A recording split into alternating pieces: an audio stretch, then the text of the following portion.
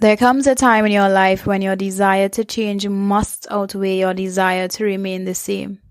If this is your time, I want you to know that whatever your circumstances are, you are exactly where you need to be right now. You are stronger than you know. You deserve to live in your purpose and to have a happy and fulfilling life. You're worth keeping your promises to yourself. Every single thing you've done until this point has been enough. You are enough. You always were. My greatest desire is for you to give yourself permission to take a chance on you because you're worth it. Welcome to the True Growth podcast. I am Latina Mata, your mindset coach. And in this podcast, we explore and learn all things related to self-love, self-discovery, and inner work. It is the foundation to help you navigate life and make the necessary internal shifts to become the very best version of yourself. It is my greatest pleasure to be with you right here, right now. Throughout this podcast, we get to grow through what we go through together.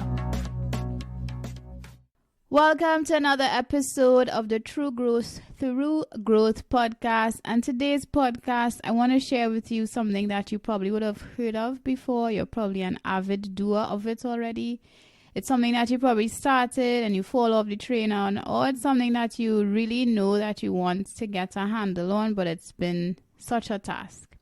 And today I want to speak to you about journaling, the power of journaling and adult coloring as it relates to your reparenting of yourself, to your self-care and your self-love, and 3, just really giving yourself what it is you need to wind down after long days or long nights, right? So essentially, journaling, people have these misconceptions about what journaling is supposed to be. Like, you're supposed to be this very avid journaler where you could just write and write your heart's content. For some people, free writing just does not come that easy, and I want you to know that that is perfectly okay. Journaling is a practice, so that is something that I have been doing since I was about 14 or 15 years old. But for some people, it's not that easy. There is this desire to journal, but then there is this pressure in terms of how to do it and if you do it correctly. Personally, to me, there's no right and wrong way to journal. It is simply an act of you taking time to be present in the moment and to take what is in your head and put it onto paper so that you could get the relief in terms of the clutter and overthinking and just having all these scrambled thoughts all over the place, right? So when it comes to your journaling, there are 2 ways that you could do this. From a free writing option, which is where you just brain dump, you just write and write and write.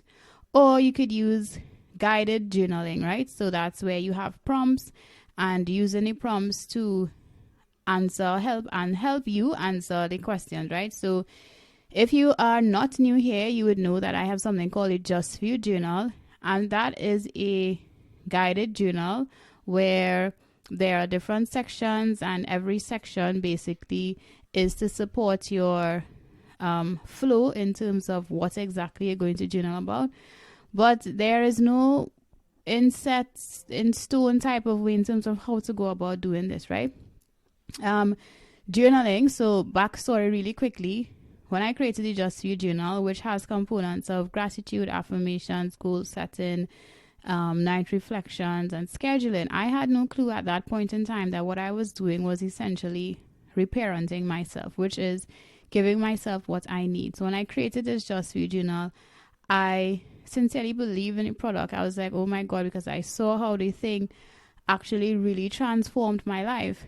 But it transformed my life because of the components that helped me navigate day by day and helped me start to give myself what it is I need. So journaling is a beautiful way for you to start giving yourself what it is you need. It really helps with that clarity of thought, being able to set intentions, releasing whatever is in your mind that is holding you back, that's making you feel stuck. It's also a beautiful way of acknowledging things that make you feel good and make you feel happy. So journaling is not just about sad things, it's about manifestation and creation. And I have manifested and created so many things just from journaling. And similarly, many people as well, right? When you journal, it gets to be your safe place. So not everyone has access to therapy or coaching or able to afford it. Not everyone feels as though they have some relative or friend that they could go and just share all their intimate thoughts with. And that is perfectly okay. And if you don't, then having a safe space, aka your journal, is a beautiful place for you to start your healing. It's a beautiful place for you to become super clear about your goals and what it is you want for yourself, right? And it's really just an act of writing. It's just something, there's the science to support it, but don't ask me.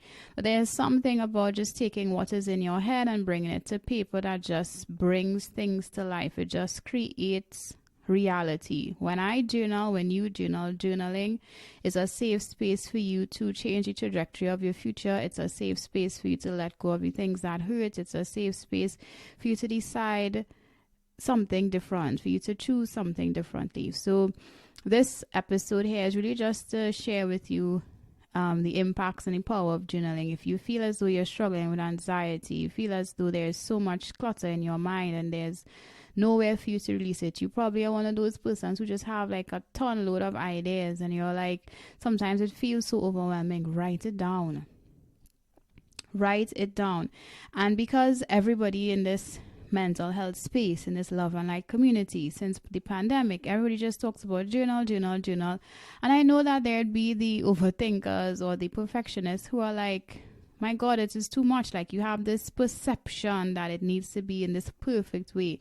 No, if you get to see journaling simply as your safe space, you really get to release all the pressure that you would probably put on journaling, because you are like, hey, this is my safe space where I could be, do, have, and express myself as authentically as I possibly can. So if you're one of those persons who, there's a lot of perfectionism going around journaling, I want you to know that if you see this journaling tool simply as your safe space, it means that you get to show up in that little space, in your little notebook, as imperfect and as flawed as you possibly can, because that journal is there for you. You aren't there for the journal. The journal is there for you. I want to highlight something because I can't negate this. I had a client and she was an avid journaler, and her journal was taken and somebody read all of her personal details, and then it was properly she was reproached, and it was basically used and abused, basically, because they invaded her privacy. And so if you're somebody who wants to journal, but there's that fear of journaling because of situations like that where you felt as though your privacy has been invaded, I see you 150%. I know you don't have to go back to journaling if you don't want to, but just like that client, she had this very, very, very deep desire, even after all these years, to start back journaling, and she put herself in a safe space, which would have been in our coaching container, for her to journal. And in journaling, she did get the experience. She did remember what it felt like to have that relief. She did realize that, hey, although she had that experience many years ago, that it was still safe for her to journal. And so her journaling practice started back with just one line. And over time and over a period of time, it went from just that one line to multiple pages, to where her journal is now her safe space again. So if you are somebody who used to journal and then you had the painful experience where somebody invaded your privacy, but there's this part of you many years later where you feel as though you want to start back journaling, I don't want you to put any pressure on yourself. It's okay. It means that there is some decluttering work to do. There's some letting go. There's some forgiveness. There's some trauma work sincerely to do, and that's without any judgment to yourself. But you could start very gently. You could start with just one line. And if it's as simple as, I am writing in this book and it scares me, or hi, I'm alive, or hello, just one word. It's just what makes these things work, right? And I need to make this so abundantly clear, guys. All these tools, all this journaling and tapping and deep breathing and meditation and breath work and all these things that we use, and the sage and the crystals and the candles, all the things that we use to make ourselves feel better, it sincerely has way more to do with the intention behind it. So if you're somebody who you're having a hard time starting to journal because you place a lot of pressure on yourself in terms of how you're supposed to journal or what journaling is supposed to be like, I just want you to set an intention. So even if you write one line, that intention is way more powerful than anything that you could imagine. That's one. And two, if you're somebody who used to journal and you desire to start back journaling, but there has been that traumatic experience, then I want you to find a safe space, a safe person, someone to talk to where you could let that go. Do the decluttering, do the EFT, do the things that would support you, let that go and decide, okay, I'm going to see how this works with just one line, right? So that is for folks like that. If you resonate, it's a muscle. Like everything, it's a muscle. People also have this expectation where they're supposed to journal every day. Hello, I created a journal, and there was a point in time where I needed 150% needed to journal morning and night. Now days could go by and I don't journal. So I'm saying all that to say very transparently is that don't make this hard. If journaling, which is supposed to be a self-care and self-love tool, feels like a task, then we need to revamp that. You need to restructure it, right? So journaling gets to be something that you use when you need it. It also gets to be a part of your morning routine. It gets to be a part of your night routine. It gets to be in a way that sincerely works for you. But as I always say, it is 150% the intention behind it. So if you are begrudgingly journaling, I mean, how is your intention going to manifest if you're like, oh God, I really have to journal today. I don't want to journal nothing. Like, that's not good energy to try to release anything. That is not good energy to try to create anything. That is not good energy to try to set intentions for the goals that you want. Follow what I'm saying here? So release the expectation, release the pressure, release the perfectionism of how this is supposed to be. If you decide, okay, once for the week, I'm going to journal, I'm going to write on, how was my week, how do I feel, etc. You do that. If you have a lot of emotions that are just so hard to process and you want to scream and curse at somebody, but you can't do that, your journal gets to be your safe space. Remember what I'm saying. Your journal gets to be your safe space to offload the things that you need offloaded. So from all the information all around, I mean, it may not be news to you, but I'm sharing just for reiteration, because maybe you just need to hear it one more time. Your journal gets to be your safe space. You don't have to show up for your journal. Your journal is showing up for you, which means in that space, you get to create the life that you want. In that safe space, you get to let go of things that you no longer want to hold on to. In that space, you get to express your happiness. In that space, you get to be super, super present in the moment. It is a very simple and effective tool for you to self-care, for you to self-love, and for you to reparent yourself. And reparenting is essentially giving yourself what it is you need, right? It is therapeutic in terms of releasing stress and processing emotions and dealing with anxiety. So if you are an avid journaler, as I said, well, this podcast is like, okay, Latina, I know this already. But of course, you could feel free to tell me if I left out anything, right? And if you're someone who wants to journal, but you're having a hard time, I want you to take off the pressure. It's like building a muscle. If you've not been journaling for your entire life or for a long period of time, there's this desire to journal. Nobody says, like, who said you need to journal every day? Like, no, you don't. You journal based on what it is you need. You could set the intention, make a commitment, keep that promise. Okay, I'm going to journal once for the week. Start building that muscle. When you build that muscle, then you could add more That's it, right? But remember, it's the intention that actually counts. And so this entire part that I spoke about really was for free writers, right? For somebody who just wants to brain dump and release. But if you're somebody who's struggling just on a whole to free write, then journal prompts would serve you a big time. Now, personally, I was not a big journal prompts kind of girl from the angle of, what emotion am I afraid of, or like very specific questions. It was always easier for me to free write. But I noticed that having a guide really does help you when there is an intention. So let's just say you're doing a course on money mindset, or you're doing a course on self-love, or you're doing something in terms of emotions. Having or goal setting, having very specific journal questions really does help, because the way through a breakthrough is through a guiding question. And of course, when we ask ourselves powerful and empowering questions, we will get powerful and empowering answers. So the more I expose myself to different courses and being in different spaces and being coached from different people, I was like, wow, this guided journal question thing works amazingly. And as I said, it's not something that I will do every day. It's 100% easier for me to free write than for me to do guided journaling. But when I do guided journaling, that is with questions. So that's not similar to the Just View journal. This is with actual specific questions.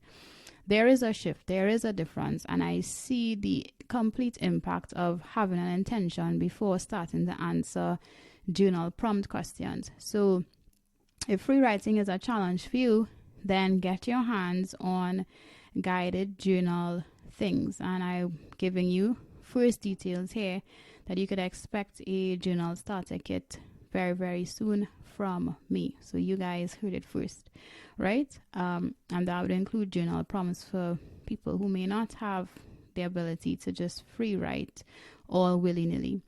So yeah, journal prompts help, right? And there's just so much creation and so much healing out of journaling, and I feel like to go blab anymore on this would be a broken record. So if you want to start journaling, start as simple, as basic as you possibly can. And if you're an avid journaler, of course, send me a message, let me know if I forgot anything to share. Now that would bring me on to the adult coloring. So if you've been part of this family for a while, you guys knew or would know that I would have shown up on Instagram and I'm sipping and I'm coloring with adult coloring. Now, coloring is something that I'm very fond of, because I think that is one of the fonder memories I have of me and my dad, right? Where we used to color, where he would have colored with me as a child. So I realized in my adulthood, something is very sentimental for me in terms of coloring because of him. But to push that mushiness aside, when I do color, it's also extremely therapeutic. It is a great tool to help you be mindful. It is a great tool for you to be present in a moment. It is a great tool for you to have a space to be creatively expressed. Once again, for my perfectionists and overthinkers, like there is no need to come into this space with, oh my God, it needs to be perfect, right? The intention, and all comes down to the intention. What is the intention when you decide to adult color? What is the intention? Is it to be creative? Is it to, just give yourself a moment to wind down? Is it to tap into your playfulness? Like, what exactly is it? But all those things do 150% help you give yourself what it is you need. It helps with your reparenting. It helps with your mindfulness. It helps with letting stress go. It helps with anxiety and depression. Like, it sincerely helps, right? So I'm an advocate for adult coloring. I think it's so fun. It's so easy. It's not stressful. And it's creative. So for my creatives or persons who feel as though they are not creative, doing adult coloring is a beautiful place to start as well. It's easy. It's one of the first things that we would have learned when we were kiddies. And yeah, something that you could have your kids come and do with you. Family time, like it's just beautiful. So this entire podcast episode was me just bringing awareness to two very simple things that you could do in terms of your reparenting, in terms of your self-love, and in terms of your self-care. It does not have to be something that is costly. It doesn't have to be something that is very expensive. It doesn't have to be something that is time-consuming. For my mummies, for my ladies, for my women, for my fathers as well, my dads, the males, right? There is this perception shown in social media that things need to be a particular way. So if you're journaling, it needs to be fancy. It needs to be very, very deep. It needs to be every single day. It needs to be at 5 a.m. with a cup of coffee. It needs to be at 9 p.m. at night with plush blankets and, air condition and candles lit. Like, call bullshit on all that. Yeah, that's beautiful and those things are true. But at the same time, like, do what works for you. This is about you. This is about your healing. This is about your goal achievement. This is about your manifestation process. And you get to do this in a way that works for you. So if it's just one day for the week and you can't write, but you get to make notes on your phone while you're heading to work or while you're in the bathroom, doing your do's, whatever, like, is it the intention that makes the biggest difference here, right?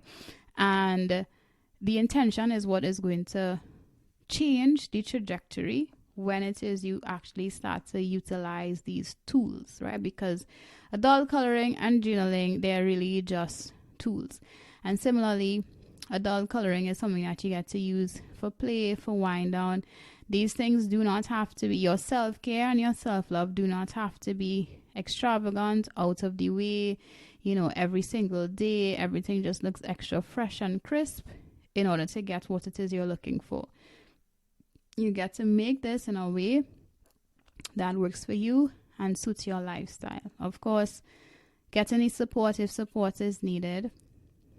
Deciding, hear what I'm saying, deciding what is consistent for you gets to be your baseline. And I also have an episode on how consistent is consistent, so you could check that out, and that would probably put some further perspective in terms of creating any new habit. So your baseline gets to be what is consistent for you and the intention behind what it is you're doing, right? But in terms of your self-care and your self-love, you are worth giving time to yourself to heal, to create, to manifest, and to let go. All right, so stay tuned for that journal starter kit. And lastly, most importantly, journal live sessions as well as sip and color sessions would resume very, very, very shortly. All right, so of course, if you're listening to this podcast after the date, this is the return of Sip and Color and Journal Live with me. All right, guys, so I love you so much. Thank you for sticking around with me. There are things that resonated with you. Do let me know. Share with a friend. Tag me. Leave a review. Review helps in a big, big, big way. And reviews help in a big way. All right, so I'll talk to you soon. See you guys in Sip and Color. See you guys at Journal Live. And look out for the journal starter kit from True Growth Caribbean. Love you. Bye-bye. Mwah.